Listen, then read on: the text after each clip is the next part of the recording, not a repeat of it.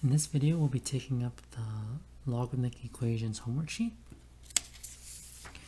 So for the first question, you're solving logarithmic equations, which are pretty straightforward. There's really not much to say about them, but just remember to state the restrictions. The strategy for all of them are basically the same. Just convert it to exponential form and you'll be able to solve for x, which is part of the argument of the logarithm. Same with question 2, you might have to rearrange a little, but you're going to just solve using exponential form. Once again, don't forget restrictions because your root may be extraneous. Number 3, you have to apply some logarithm law. So like 3a, I used the product law of logarithms. Unfortunately, that introduced an extraneous root, but that's okay. That's why we state our restrictions.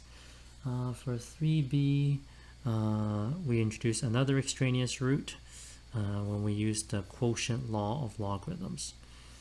For 3c, we needed to use, actually for 3c, I didn't have to use any logarithm laws. So 2 log m plus 3 log m, that's just like collecting like terms. So that's 5 log m. And then solve for m by using exponential form. For question 4, I use the power law of logarithms, and that helped me solve that logarithmic equation. For 4b, I use power law of logarithms, exponential form. Unfortunately, I end up with a quadratic equation, which I can't factor, so I had to use a quadratic formula. So this one was interesting because x squared minus 5x,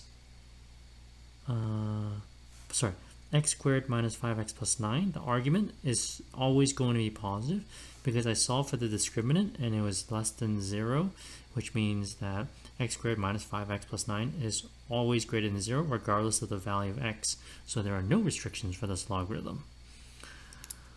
All right. For question 5, I had to use product law of logarithms, and that introduced an extraneous root. For b, 5b and 5a are basically the same. Once you rearrange, you have to use the product law of logarithms again.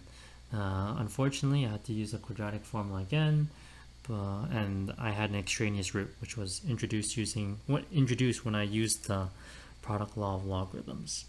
6a, or 6 in general, there really wasn't much to it. You just had to use the formula that they gave you and just solve the equation. Yeah, there wasn't much to it. 7 was my favorite question because you had logarithms of different bases, so what you had to do is change both the same base. The way I chose to do it, I chose to change a base of 4 to a base of 2 using a change of base formula. And once you do that, the rest of the question is pretty straightforward because you end up having essentially like you're collecting like terms here because you're adding half log base 2 of x plus half base log 2 of x. So that ends up being log base 2 of x.